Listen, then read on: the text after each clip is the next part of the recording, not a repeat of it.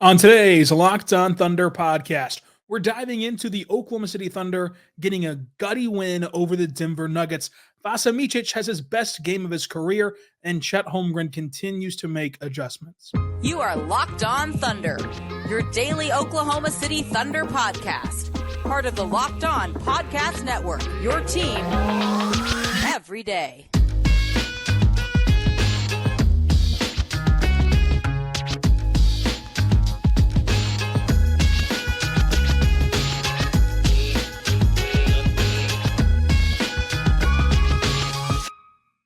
Let's get it going on the Locked On Thunder podcast, on the Locked On Podcast Network, your team every day. I am your host, media member, lead beat writer over at InsideTheThunder.com, Rylan Stiles. Follow me on Twitter at Rylan_Stiles. Follow the show on Twitter at LOThunderPod. Email the show, LOThunderPod@gmail.com. On today's show, we're diving into this gutty win for the Thunder over the Denver Nuggets. Chet Holmgren really gets it going and makes the adjustments even mid-game. Vasa has a career night for the Thunder and so much more on today's show, brought to you by our good friends over at Prize Picks. It's the easiest and most exciting way to play daily fantasy sports. Go to prizepicks.com/LockedOnNBA and use the code all lowercase LockedOnNBA for a first deposit match up to $100. This was a very interesting game for the Thunder. You walk into this game having Jokic out for Denver with lower back soreness. J-Dub is out with an ankle injury. Isaiah Joe out with a sternum bruise. And the Thunder were looking to avoid their third straight loss. That would be the first time the Thunder would have lost 3 straight games this year. Instead, they get a massive win despite missing some key pieces. Of course, 2 of their better players did not play in this game. The Thunder are one of just 4 teams that have yet to go on a 3-game losing streak. Boston, Minnesota, and Milwaukee, the only other teams that have accomplished that feat so far. And this was the toughest road to hoe, especially playing Denver, winning the season series 3-1 now, even without Jokic. Whenever you take away J-Dub and Isaiah Joe, that hurts the Thunder a lot. But of course, you know, the Nuggets missing the 2-time MVP and finals MVP and everything that Jokic is a big deal as well. But whenever you look at this game, one of the biggest standouts was Chet Holmgren and his fantastic ability to adjust in the middle of this game. So the Thunder came into this one and they were clearly, you know, a little bit out of sorts at the start of the game. Whenever you're trying to figure out how to navigate an offense without J-Dub in it and where to allocate those shots and how to find good opportunities to score. And of course, it just changed the entire dynamic of how defenses have to guard you and have to respect you whenever you don't feature a lineup that has SGA and J-Dub and Chet all in it. And that led to a couple 24-second calls. And Mark pointed out for the game as well that the Thunder have rarely gotten 24-second violations, much less consecutive ones in short order. And in this game, they did that. But Chet Holmgren started out this game much like he did against Minnesota. It was a little discombobulated, a little bit maybe hesitant a little bit at the beginning, but he quickly turned it around. Defensively is where he hung his hat, and it was kind of able to build momentum, I think. He didn't score his first bucket until the end of the second quarter, and he ends up having a really good night offensively. But I think that confidence boost of how well he played defensively played a part into that. Chet Holmgren, time and time again, continues to flash how elite he can be on the defensive end of the floor. His ability to be sealed off perfectly with the offensive body positioning to seal him off at the rim, but yet still get the block without fouling is so unique and something that separates him from other shot blockers. His ability to just use his length to his advantage and understand how to use his body. How often, especially for young bigs, do you hear that they just don't understand how big they are and how to use their size to their advantage, and it leads to a ton of fouls. It leads to a ton of missed opportunities and missed possessions. Chet Holmgren is able to navigate that even as a first-year player, and he did it in a lot of different ways. Kind of again, chase down blocks, if you want to call it that, or just being, positioned behind somebody. And then also, Aaron Gordon tries to put a body into him at the rim, and Chet Holmgren swats that away. It really gets the crowd ignited in a game that was a rock fight. Like, these two teams played really good defense in this game all season, all season series long, but also specifically all this game long for both sides. But Chet Holmgren is so versatile as a defender. I want to talk about his pick and roll coverage in a second, but we've talked about his rim protection. There's been fantastic breakdowns of how good he is at protecting the rim. He's also extremely good at not being exploited. Like, you cannot play Chet Holmgren off the floor for a multitude of reasons. And that is a big deal. Like, that is the biggest deal for big men. Like, look around the NBA and how many talented big men can get you there for 82, but they can't play the 16-game race because you can play them off the floor in the postseason and they just become less valuable in the postseason. That's not going to be the case with Chet Holmgren. If anything, Chet Holmgren will be the player that's playing the opposition off the floor with what he can do offensively to really put you in a compromised position, as he did to Vucevic just last week, in New Orleans. But defensively, the fact that he understands his length helps him defend on an island. We've seen this against some of the top scorers in the NBA. You saw that again against Jamal Murray, where Jamal Murray has Chet on an island at the break of the three-point line, tries that step back, and it's just a great contest by Chet Holmgren because he's able to play off of Murray enough to not get beat off the dribble while still getting a hand in the face of the shot. And if he was beat off the dribble in that scenario, it circles back to the first point of this Chet Holmgren segment, which is how good he is at using his leverage to be able to get a block from behind. So the defensive stuff from him is extremely encouraging, that he's this good as a rookie. And then you look into how good he is as a pick and roll defender, especially in drop coverage. He has the ability to play two in drop, where he can flip the hips and get to either side. And really, it allows him to commit later and make the right commitment in those scenarios. And I asked Mark about this after the game, about Chet's pick and roll defense. And, he raved about how good Chet is already, but also was very quick to point out that this is just the tip of the iceberg. This is just scratching the surface of how good Chet will be, both because of his work ethic, because of his baseline instinct, and because of his longing for getting better and learning more about how to play the position and play in this league, but also because of how difficult this skill set is specifically, especially within the construct of how the Thunder play with their heavy rotational system. But Chet Holmgren had 4 blocks at halftime.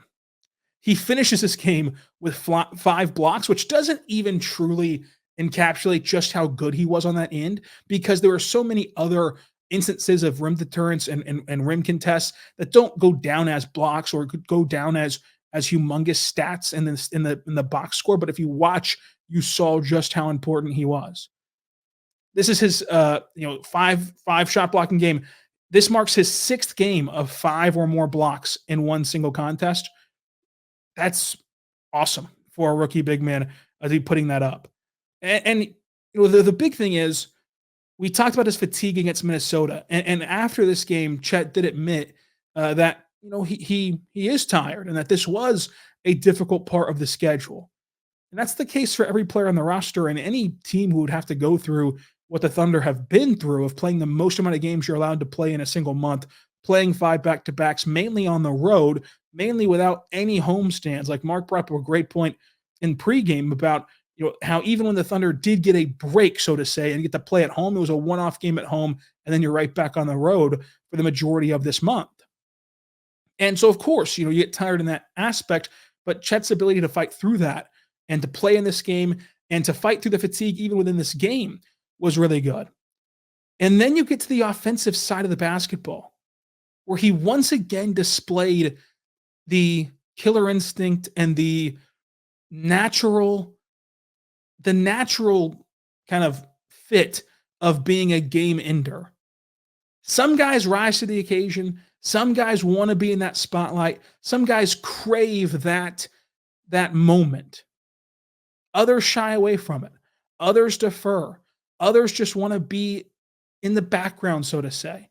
Chet Holmgren wants to make the play. He wants to take the shot. He wants the pressure on him. You saw it in Golden State. You've seen it throughout this season, and you saw it again on kind of this weird scramble play, which starts with Josh Giddey taking this off-balance elbow jumper. The long miss goes out to Giddey. Giddey fires it over to Chet, and to hear Chet process that play also puts into perspective how quickly all this stuff happens within an NBA game, where he gets the basketball from Josh Giddey. He's open. He's able to shoot. But before he even lets that shot off, he's thinking to himself, down in the shot clock, this is either going to be a violation and the Nuggets get the ball back down 1, or I can hit this 3 and at least attempt this 3 and give the Thunder the chance to be up by 4, which is what he was able to do, hitting that 3. I thought he also, as the game went on, was way more decisive and way more exploitive of what Denver was trying to do. Denver actually kind of tried to match the Thunder playing small, and they used their ability to swarm the paint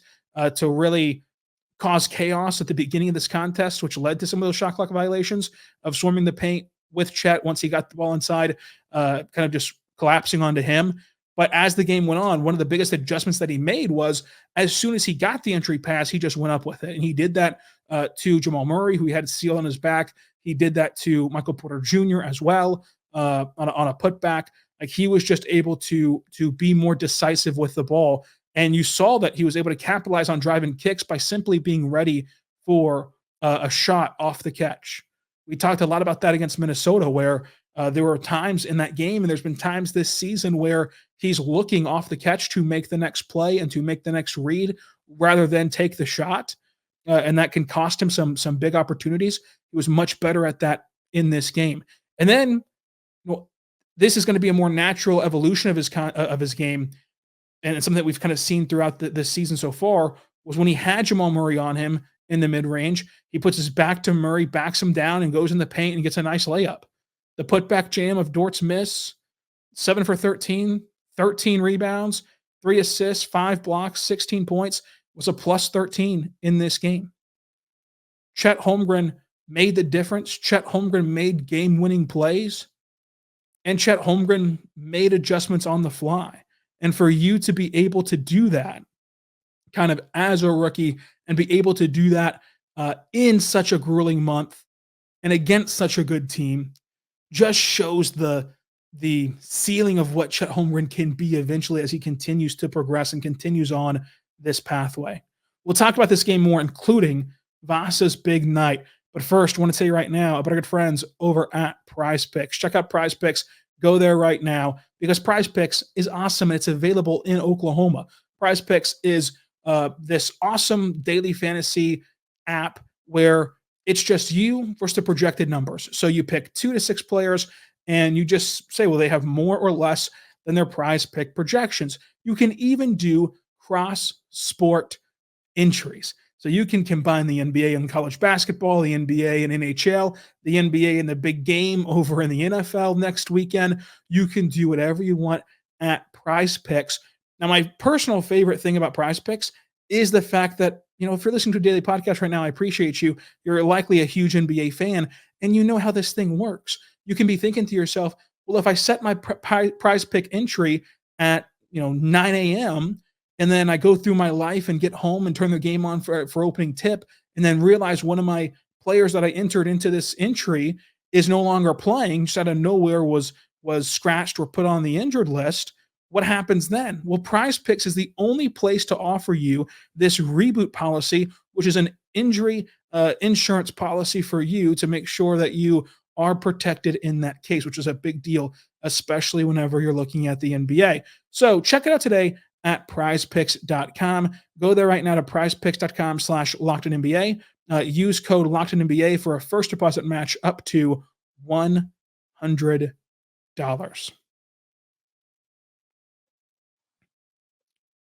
We're back on the Locked On Thunder podcast, on the Locked On Podcast Network, your team every day. Thank you so much for making us your first listen every single morning, every single day.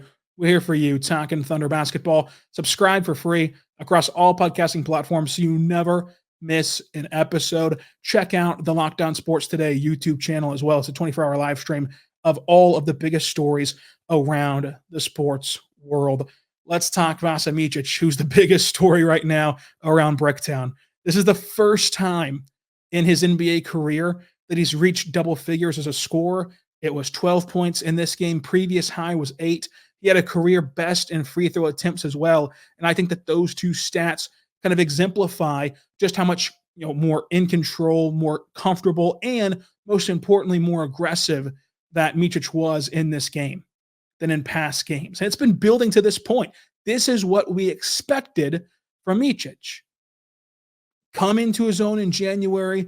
He was very transparent all throughout training camp about how he's having to adjust to the NBA, about how the pace of play is different, the style of play is different, the physical court is different, the rules are different. There's so much new, even for a 29-year-old, now 30-year-old rookie, that it was going to take an adjustment period. But he's clearly a lot more comfortable now, and doing this against Denver is a big deal. The elite pass out to Wiggins on the drive and kick for 3. He had a great feed to J-Will, just a hot potato, just how do you do hit-ahead pass to J-Will in the paint for a turnaround finish. And this extends beyond just the offensive end. There is a sequence on defense that I thought was the most important part of Micic's game, where he makes the right read in rotation, picking up MPJ in the corner. Now, on this play, Micic does fall down and it doesn't pan out, but it just is the simple act of understanding who was his responsibility. That is something that he looked to be struggling with in his previous opportunities in the NBA. That allowed Chet to fly out to the slot and allowed the Thunder to have a body on everybody against Denver. Again, this is a very tough thing for him to get used to and him to understand in a vastly different defensive style than what is played overseas in the EuroLeague especially.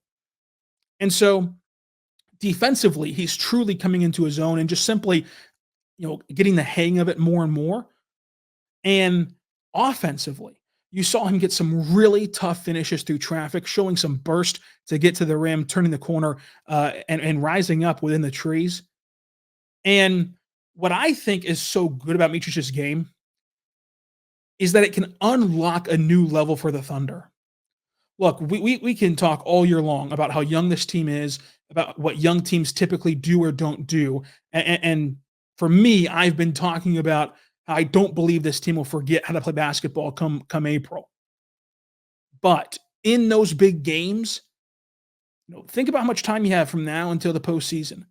And if Micic is here already and you give him this runway of February, March, and then into the postseason, if you have this 30-year-old proven winner who's proven to be able to orchestrate offenses and calm everyone down and make big shots and make the right decision in key spots and handle pressure, if you have him steadying the waters in the second unit and you have what I believe is the MVP favorite right now in SGA, that makes you a force to be reckoned with no matter what anyone's birth certificate says.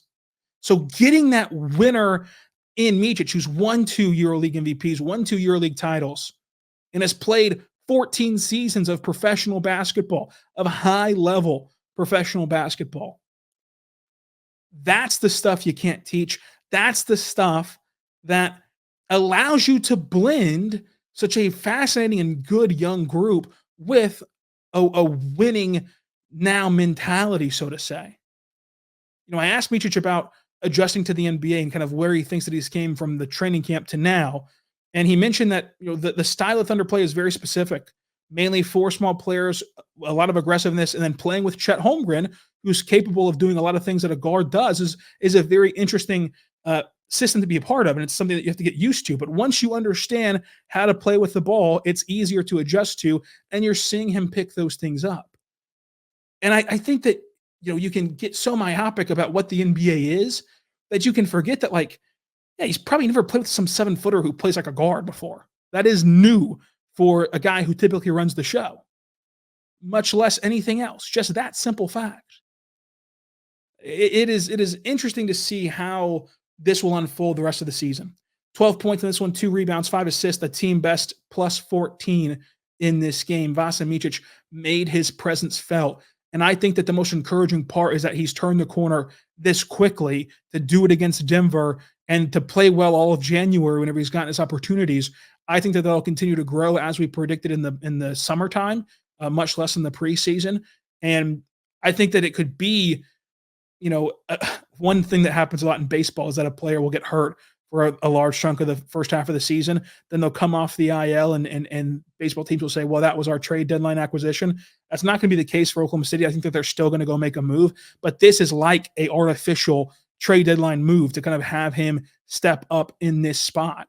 Again, I still think that the Thunder will go make additional moves at the deadline and improve this roster, especially in the margins. But if Vasa can continue to play this way, it's as if he's also an addition to this roster. I want to talk J-Will. I thought J-Will was awesome playing alongside Chet Holmgren. And the Thunder, were actually the team playing big. They were playing dueling bigs against a smaller lineup in Denver. But yet, the difference for Oklahoma City is that when they choose to go big and they choose to roll out dueling bigs, they can still stay true to their identity of this versatile, fast-paced, team. Because J-Will is a fantastic playmaker in the high post, and he doesn't necessarily bog down either end of the floor. And in these spurts, he makes the right decisions and he makes the right plays. He took a big charge to get the third foul on Paul Watson on Peyton Watson. Michael Martin, you owe me like $5 for accidentally saying Paul Watson, because that's what he tweeted this evening. But Peyton Watson got his third foul in the first half because of a J-Will charge. And then Kittredge takes a charge after that on Gordon, and it just ignites something special in this team whenever you're seeing these hustle plays get made, the charges, the diving for loose balls, and you saw those plays stack on atop each other for eventually the Thunder to break through and get a big win. J-Will absolutely wiped out Jamal Murray on a screen, which allowed Lou Dort to drive at the rim and not be double teamed and get an and one over Watson. I thought that was an impressive display with J-Will continuing to improve as a screen setter, something that he was lacking last October, even in the G League. Then he got better at it in the G League. Then he got better at it at the NBA level. And now he's really good at setting screens, DHOs, and things of that nature, handoffs and everything else, and pitches to his guards. Those things are big for J-Will and for the Thunder as he continues to impress off the bench at the end of January. Like, he's been a really, really good player for the Thunder the last couple of weeks. And was a good player last year. And I think that he can really help this team in these doses, and exploring him and Chet more together has been working for the Thunder. And it's been working specifically against Denver, as they did this, the last time these two teams played, one of the best games of the year. So 9 points, 3 boards, 2 assists, a block, a charge, 66% from the floor for J-Will. Let's talk SGA's MVP candidacy and why this game was a staple of his MVP caliber performance this season. Wiggins and Josh Giddey, plus the entire overview of this contest. But first, I want to tell you right now about our good friends over at FanDuel. Check out FanDuel.com/locked-on. Folks, happy Super Bowl to all who celebrate. And FanDuel's America's #1 sportsbook. If you're like me, Super Bowl Sunday is all about scoring the best seat on the couch, grabbing your favorite football snacks, and placing some super bets. You can go to that right now on FanDuel, because you want to end the season with a massive W or 2 or 3. So go right now and bet on Super Bowl 58. FanDuel also will have you make bets if you want to on which players will score touchdowns, how many points will be scored, what color Gatorade will be poured on the coach, everything you can think of. And new customers today will get $200 in bonus bets if your first bet of over $5 or more wins. So go check it out today, because that's $200 in bonus bets if your first bet of $5 or more wins, just by going to FanDuel.com/locked-on as a new customer. That's FanDuel.com/locked-on as a new customer. And don't worry, if you're not a football fan, they still have the NBA, which has a fantastic slate of games coming up, such as the Indiana Pacers traveling to New York to take on the Knicks. Pacers plus 3.5 on the road might be an interesting line to take there at FanDuel. Check them out today at FanDuel.com/locked-on. We're back on the Locked On Thunder podcast, on the Locked On Podcast Network, your team every day. Thank you so much for making us your first listen every single morning, every single day. We're here for you talking Thunder basketball. I thought SGA showed off his elite awareness. He is, top 1, 2 in the league at understanding what coverages are being thrown at him, what the pickup point is, and how to counter the pressure from the defense.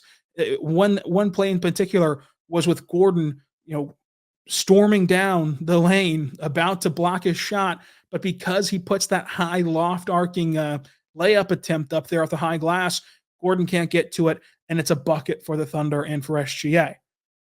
I think that this game showed his leadership qualities. It felt like he kept everyone in check and kept the emotions in check, because you lost a game to Detroit where you just did not perform at all close to your standards. You faltered late against Minnesota, and you start to you lose J-Dub and Joe in that game, and you can easily see where. So what Chet Holmgren was able to do was to adjust to this game, but what SGA was able to do was show off his all-around awareness for what coverages or pressure or pickup points the defense threw at him. One key part of that was his ability to loft this layup high off the glass and avoid Aaron Gordon running down the lane at him trying to block the shot. But his leadership skills were on full display. It felt like he was able to keep everything in check and make sure that the emotions of the game never got out of hand, as it felt like at times the Thunder were fighting that uphill battle whenever they were trying at first to adjust to what things look like without two very key contributors. One thing that SGA did also was adjust to a different style of play.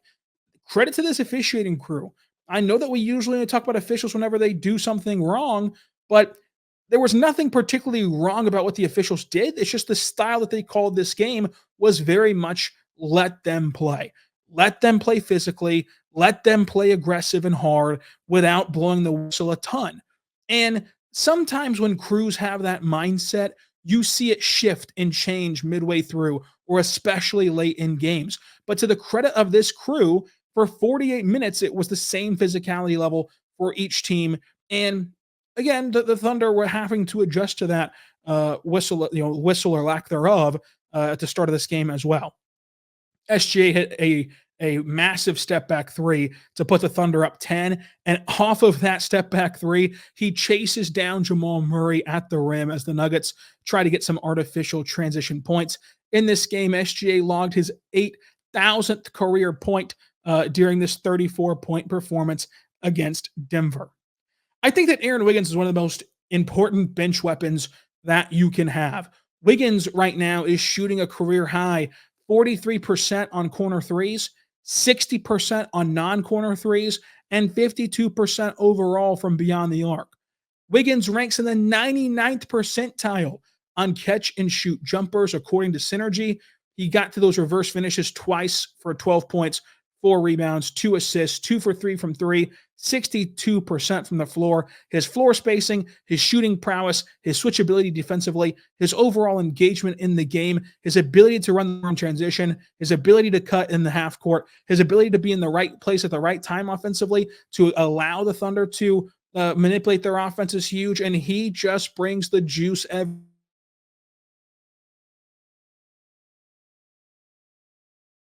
juice to make your screwdrivers in the morning. All right. On a Saturday brunch, he's going to supply the juice. So Wiggins was just fantastic in this contest. I think that Josh Giddey obviously struggled. Not a good overall game from him. 8 points, 9 boards, 5 assists, but it was on 2 of 11 shooting. He got a block and was a -2 in this game. He just could not get it going inside the arc. 0 for 2 from 3, 2 for 11 overall. He was not good defensively. Right now, it's, I think, awkward to find what would be the perfect lineup for him and the perfect players to play around him. And I think that you saw the Thunder adjust. Like, he played 25 minutes in this game, and that you have to, kind of grade that on a scale. 25 minutes in a game where J-Dub gets 0 and Joe gets 0 because they're inactive. That's not all that much. Like, you had to play somebody. You had to lean on somebody, and he was able to play. But I think that the biggest, piece of kudos you can give to Josh Giddey is that he was able to keep battling through some of those struggles, like that fantastic underhand, spin pass off the bounce to Aaron Wiggins for a reverse finish. He got his own long miss off of a kind of off-balance elbow jumper that we talked about earlier. And off that miss, he fires it over to Chet, who splashes home the three with 22 seconds left. And Denver calls the timeout off of it. Those are two massive plays that really add up in such a competitive game that Josh Giddey was in the center of. So to his credit, he was able to stay kind of engaged in that aspect. But the Thunder won this game as each team grew a 13-point lead at one point, 6 lead changes, 4 ties.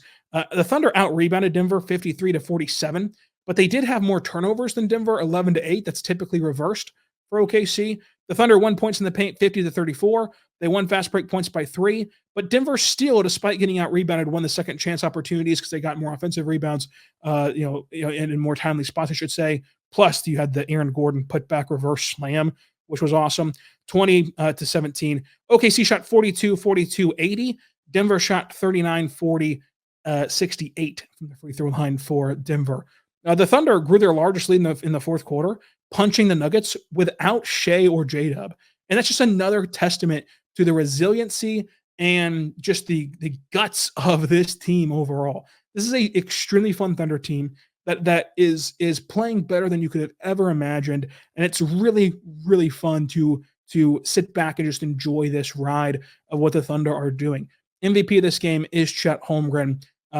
Friday, we're going to have a very special guest join the show. Saturday, a Hornets recap. Monday, a Raptors recap. Tuesday, another special guest, this time talking trades. Now, with that guest on Tuesday, we're going to take your fake trade submissions. So put them in right now on YouTube, on Twitter, at Rylan_Styles, on YouTube, Locked On Thunder. Subscribe for free across all podcasting platforms because we're still coming at you. Wednesday, Jazz recap. Thursday, trade deadline preview. Friday, trade deadline recap. Sunday, Mavericks recap. Monday, Kings recap. And we're all booked up for the next couple of weeks and beyond. This is a 5-day week show with bonus pods on the weekend as necessary. So subscribe across all podcasting platforms so you never miss an episode. It's a lot of fun. And again, check out InsideTheThunder.com for a lot of fun written content, especially the debut of Style Points on the website this morning, already up at 6:30 this morning. So check that out as well. Until tomorrow, be good and be good to one another.